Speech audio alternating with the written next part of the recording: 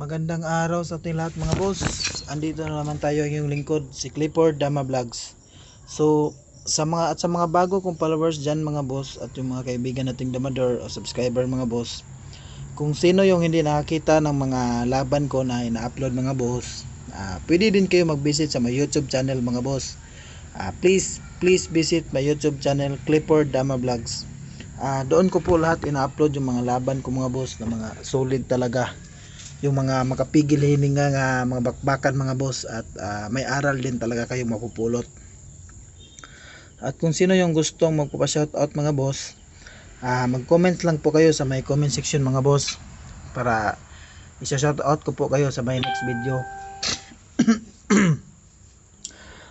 Sana sa mga bago kong followers dyan mga boss, meron kayong aral na mapupulot sa bawat laban na ina-upload ko. At mag-like and share na rin kayo mga boss. Mag-subscribe na rin kayo sa akin mga boss, para updated din po kayo sa mga laban ko na ina-upload mga boss. So today's video mga boss, may nakalaban ako si Master RBS 531. So nag-ano lang dito siya mga boss, nag-create lang siya sa public game. So sinubukan kong pumasok mga boss. So ang time limit niya na ginawa mga boss is 1 minute and 30 seconds. So shout out sa iyo Master RBS 531. Nice game sa iyo idol. So magaling din mga boss, magaling din na to na player mga boss. Solid din, solid. So ito yung laban namin ni Master RBS 531. 1 minute and 30 seconds mga boss. So shout out sa iyo idol. Ito yung game 1 namin mga boss. 115 siya mga boss. So 214 lang tayo, yung counter talaga natin mga boss. Pambansang counter natin. Pag 6-1 niya mga boss, 116. 116 siya mga boss, so 6-2. Pag 16-13 niya mga boss, so pakain ako 16-14, ganyan. Kain mga boss, so kain siya 10-2. So bookline mga boss. So yung tinira ko dito mga boss is 416. Tapos tira siya 8-3. So normal development lang mga boss. Magaling talaga. Bookliner din siguro ito mga boss. So pag tira ko ng 5-4 mga boss, yung ginawa niya mga boss is 6-2. 11-6. So medyo naano ako dyan sa 11-6 mga boss, kasi medyo bihira yan yata tinitira sa lahat ng laban ko na ano mga boss. Hindi pa ako masyadong nakakita ng 11-6 na tira mga boss. So baka ano niya ito mga boss, baka naripaso niya ito, or ano niya yung laban. So yung ginawa ko dito mga boss is tumira ng 11-6. Tapos tira siya ng 5-1 mga boss. So ibang version yung mga ginagamit niya. Tapos yung ginawa ko dito mga boss is tumira ng 6-1. Tapos hindi ko alam mga boss kung parang napadali siguro siya ng tira mga boss, kasi napatira siya agad ng 116. So pag tira niya ng 116 mga boss, medyo nagulat ako dyan mga boss, kasi parang nananod siya sa mga boss, napadali siya ng tira. Kasi tumiming lang ako ng 9-5 mga boss. So pagtira ko ng 9-5, kumain siya. So kumakain ako ng 3 mga boss. Dumama ako agad. Tapos kain siya mga boss. So kain ako. So biglang parang nabigla ako doon mga boss. Akala ko may malalim na lansi yun. Pero yun nga, wala pala. So blunder yung tira na yun mga boss. So sa posisyon na yan mga boss, sumuko na po si Master RBS 531. So shout out sa iyo idol, kung sino ka man. Nice game. So yun yung game 1 namin mga boss. So game 2 naman tayo mga boss. Ako na yung white, siya naman yung black. 115 ako mga boss. Tira siya 313. So ano to, panablang tira yung 313. Yan talaga yung ano. Real ako mga boss, 15-14 ganyan kain.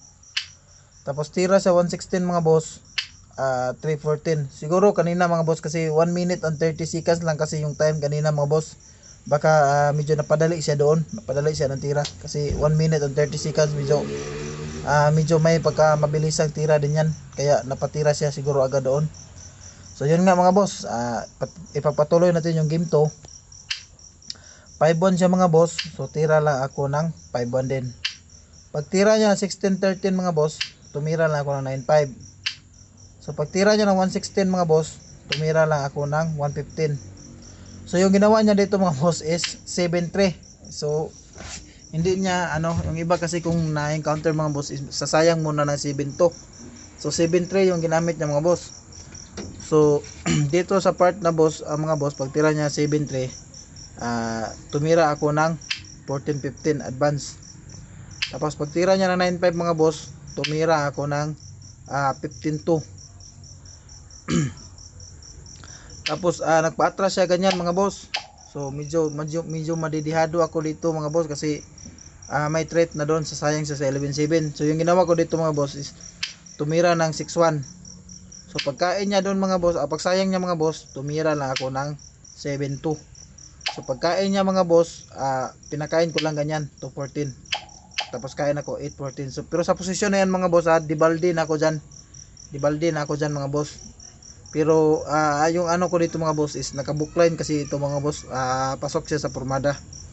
So pagtira niya ng 116 mga boss, dyan na lumabas yung mga boss, pormada talaga. So pagtira niya ng 116 mga boss, natamaan na po siya ng tricks and traps na may kasamang puzzle mga boss.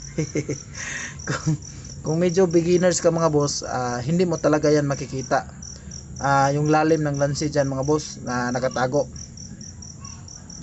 So pwede nyo hanapin mga boss, nyo muna, i-post nyo muna, tapos hanapin nyo po yung winning move.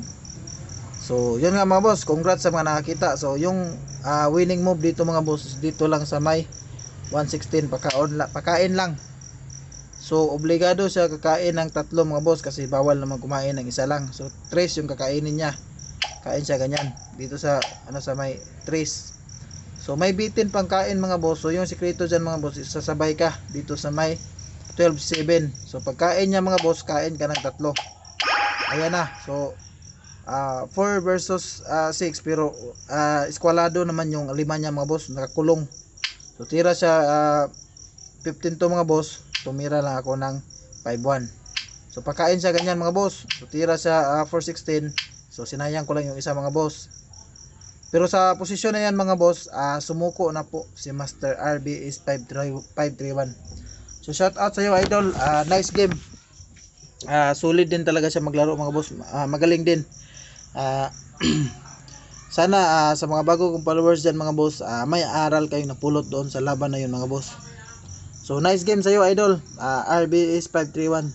So bago matapos itong video mga boss, may isa shout out lang ako. So shout out sa iyo Master Alex Kasanaan Bintayaw, President of Davao City Dama Association. Shout out sa iyo Master Dundun. Shout out din sa iyo Master Romeo Balatukan.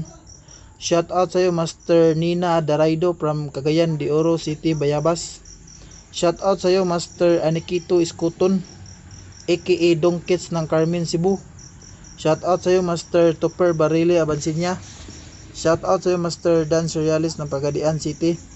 Shout out sa iyo Master AG Kadamya ng Lapu-Lapu, Cebu City. Shout out sa iyo Master Melrin James ng Paranaque City. Shout out sa iyo Master Nalim Yusit Unad. Shout out sa iyo Master John Pakulba ng Jinsan. Shout out sa iyo Master Travis Carillo. Shout out sa iyo Master Mervin Patinga. Shout out sa iyo Master Fidel Alvarado ng Cagayan de Oro City. Shout out sa iyo Master Christopher Campion Dano. Shout out sa iyo Master John Balasin ng Sikihor. Shout out sa iyo Master Ryan Sisha the Magician. And shout out din sa iyo Master Melvin Alauria. Shout out sa iyo Master Glenn Ray Ngojo aka Barbes ng Cebu. Shout out sa iyo Master Roland Traquilero Sobirano ng Tibuli, South Cotabato. Shout out sa iyo Master EJ Biso ng Caloocan City. Shout out sa iyo Master Reher Cantoria Hazer. Shout out sa iyo Master Doydoy Olaer ng Karkar, Cebu. Shout out sa iyo Idol Larry Dama PG ng Limeo, Bohol. And shout out din sa Master Erickson Encaliado.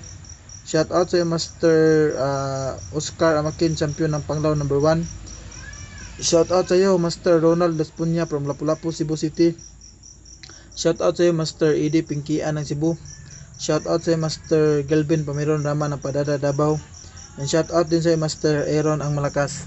So yun lang mga boss, sana may aral kayo napulot doon. Salamat sa walang sawang suporta nyo sa akin mga boss, at magandang araw sa ating lahat.